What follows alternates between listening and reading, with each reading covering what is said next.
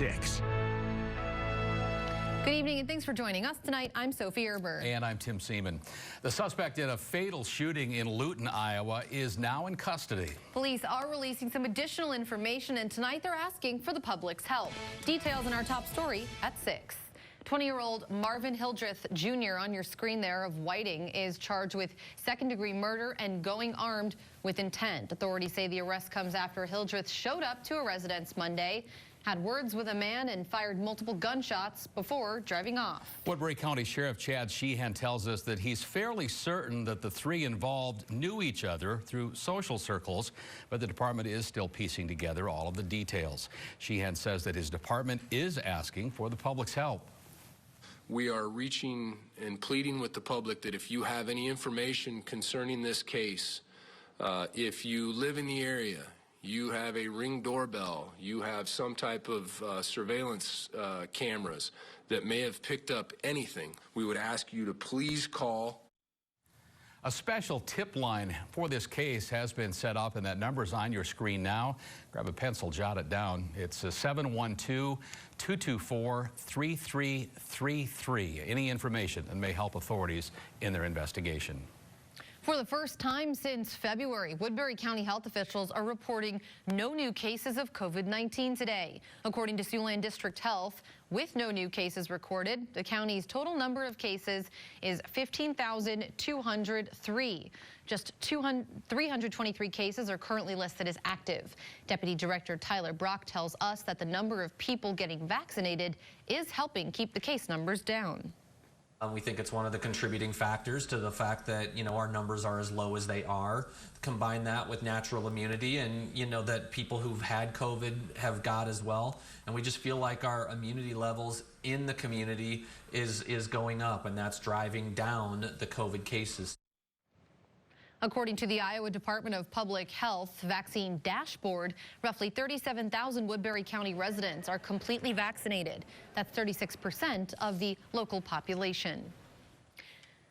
And those still holding out now have even more reason to get the vaccine because starting tomorrow at Hy-Vee stores and Hy-Vee pop-up clinics, anyone who completed their 2-dose vaccination gets a $10 Hy-Vee gift card. Appointments are available on a walk-in basis, or you could schedule one at hyvee.com/COVID vaccine. So grab a couple groceries with your gift card after you get the vaccine. Pretty cool. The first day of June is feeling like summer, that's for sure, across Siouxland. Time to check in with Chief Meteorologist Scott Larson. He's got a look at, Scott, what appears to be kind of a steamy week. That's right, Tim. Welcome back. We enjoyed some high temperatures in the upper 70s and lower 80s today, but it is going to get hotter as the week goes on. Reviewing the high temperatures that were set today, 81 this afternoon in Sioux City, 76 in Albion, 81 Tacoma, a high temperature of 80 degrees today in Cherokee. Tonight should be very comfortable out there. We're looking at low temperatures between about 50 and 55, with Sioux City's temperatures sinking down to 50. So nice enough to open up the windows and keep the AC shut off. But it looks like that story will be changing over the course of the week. We'll have more information on that, as well as some rain chances if those are coming back in the 9 on 9 forecast. Tim? All right, Scott, thanks much. And as I mentioned, it's a beautiful day here in Siouxland today. But 10 years ago, the conditions were much different, and we're reporting on a much different story back then. That's right. A flood of 2011 devastated Siouxland homes, fields, and businesses. And tonight, we're looking back at that historic event, plus the changes made over the last decade. Make sure to stay with us. Be with us immediately after this newscast for KCAU 9's half-hour special, The Flood of 2011, A Decade of Change. Again, that's coming up tonight right here at 6:30. Well, Iowa voters may no longer be the first to weigh in on the 2024 presidential election. This after Nevada lawmakers passed a bill on Monday that would make that state first to hold a primary. Currently, the bill is awaiting the signature of the Nevada governor. But Iowa Republican Senator Jason Schultz from Schleswig is already concerned that Iowa could lose out on its first-in-the-nation status. He says that could lead to fewer presidential candidates visiting Siouxland. First, you have the economic and you have the attention that goes with it. I mean, it is flattering to have the whole country look at you when you're starting out a presidential campaign.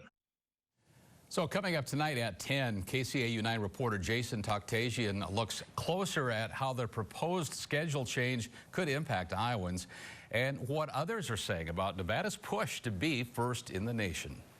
Sioux City has a new university beginning today. Morningside College is officially Morningside University. That change was actually announced several months ago, but only today became official, ending more than a century-long run as a college. Morningside was founded back in 1894. You'll find out what else is behind the name change on our website right now at SiouxlandProud.com or the KCAU 9 mobile news app. A lot of folks have walked through those doors over the years. That's right, and now their certificate says something is part of history. That's right. Well, when most folks think about cicadas, the noisy insects don't usually spark images of art or beauty. Not for me, but two artists are taking the bugs and transforming them. We'll show you how coming up. And I don't think the weather is going to be bugging you too much this week. We'll have a warm and sunny pattern setting up here, but it will get hotter as we get into the weekend with high temperatures going into the 90s. We'll have more information in your 9 on 9 forecast. It's straight ahead.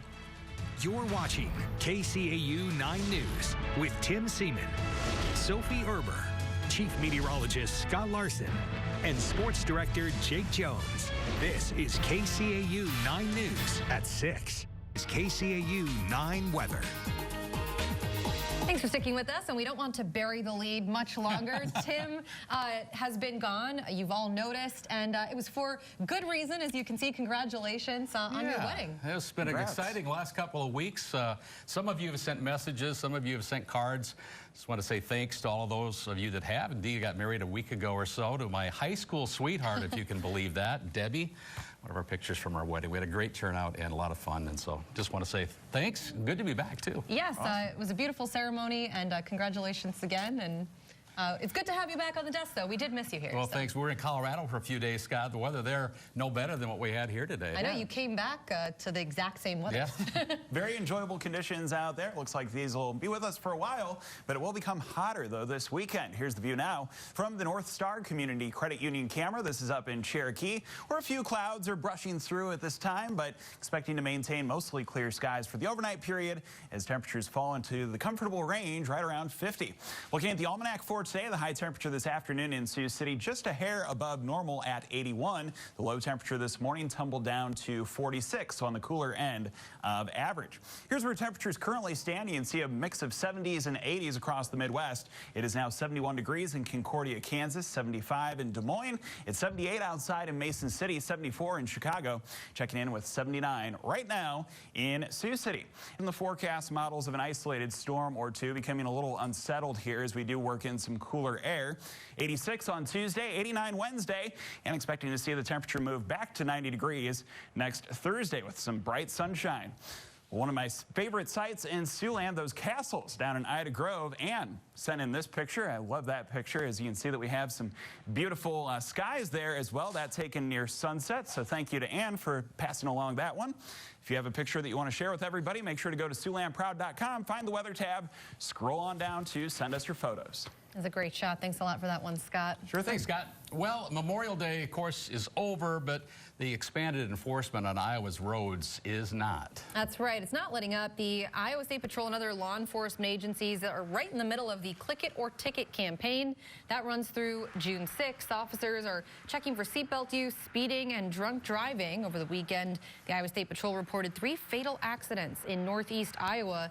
In at least 2 of them, those victims were not wearing seatbelts. So part of their campaign, Click It or Ticket. And many states are experiencing an invasion of those cicada bugs right now, but not everyone sees the bugs as unwelcome. Why 2 artists have decided to make cicada creations from these creepy critters. We'll share them with you coming up next. News Nation Early Edition with Nicole Burley, weeknights at 6/5 Central on News Nation. Billions with a B of Brood X cicadas, they have a name for this group, are emerging across the U.S., but some say the summer swarm is also a once-in-17-year chance to make unique items. That's right. Alan Henry recently sat down to talk with an Ohio artist who's indeed finding some inspiration in these insects. I think we can all agree cute is not a word we would use to describe cicadas, but some artists have actually been able to find the beauty in these bugs. I'm so excited. I've been looking forward to it all year. Emma Goslin is no stranger to using dead creatures to make art. These are coyote teeth. I picked up the coyote off the side of the road, brought it home, cleaned it up. Bugs require a lot less work because you just need them to be dry. So that's why I really like the cicadas. but I really work with any dead things that I can find, except for like obviously illegal things. When there's a million bajillion dead bugs on the ground, you use the million bajillion dead bugs on the ground.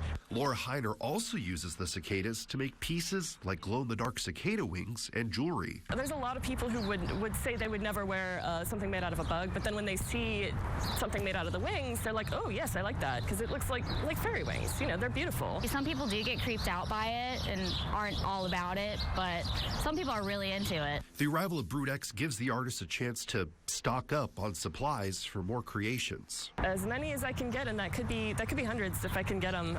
It's just a matter of what I can find. While also finding a long-term purpose for the short-lived creatures. You get to appreciate the insect itself, and you can actually look at them and study them if you want. You can admire them and their weird beauty. It's just a way to look at them and appreciate them, because most people don't like bugs, but they are really cool and they are educational. Something for everybody, I guess. Don't know if I'd wear it here on the desk, but they are unique pieces of jewelry for sure. We do have sports coming up next. That's right. Jake will join us. Iowa boys state soccer tournament kicking off today in Des Moines. We've got the highlights, reactions from the quarterfinals. That's after the break. Into center, Braden Pankonen scores from third, and we talk about heartbreak.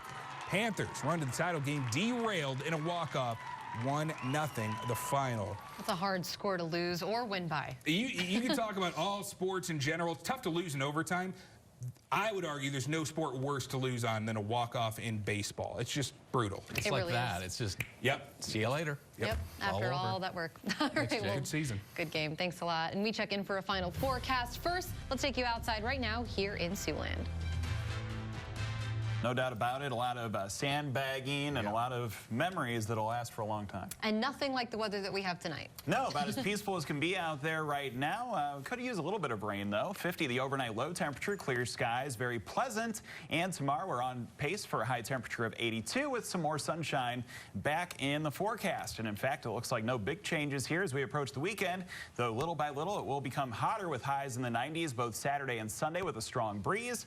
Slightly cooler next week, back into the 80s with some more clouds. And one soccer game to check tonight at 10 still, right? Sioux City West still going on, and we'll have those highlights coming up tonight at 10. Great. Sounds good. We'll all see you again at 10. Until then, we hope you have a great and warm evening. Good night.